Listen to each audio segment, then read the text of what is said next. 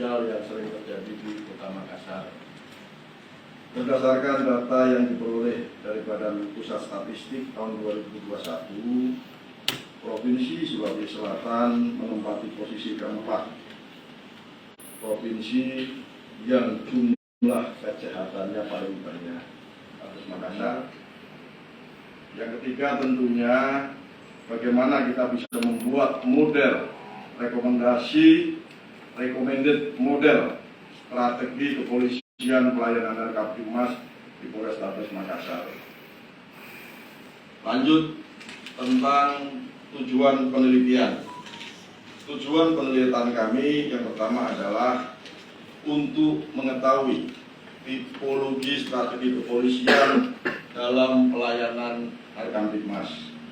Yang kedua, untuk mengetahui faktor determinan strategi kepolisian dalam pelayanan Kamtibmas.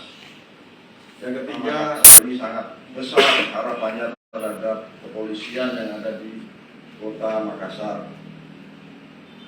Polrestabes Makassar mempunyai landasan bekerja yaitu Undang-Undang Nomor 2 Tahun 2002 tentang Polri dan beberapa potensi gangguan Kamtibmas tentang kejahatan, konflik sosial dan kenakalan remaja.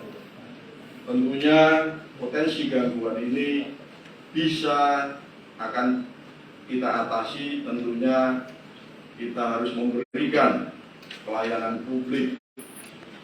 Kami mengambil teori dimensi pelayanan publik tentang tangibles, bahwa Polri harus memberikan kerja yang nyata bagaimana menciptakan Kamtibmas yang ada di Kota Makassar.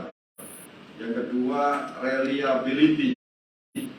Tentunya masyarakat mempunyai ekspektasi atau harapan terhadap Polri selaku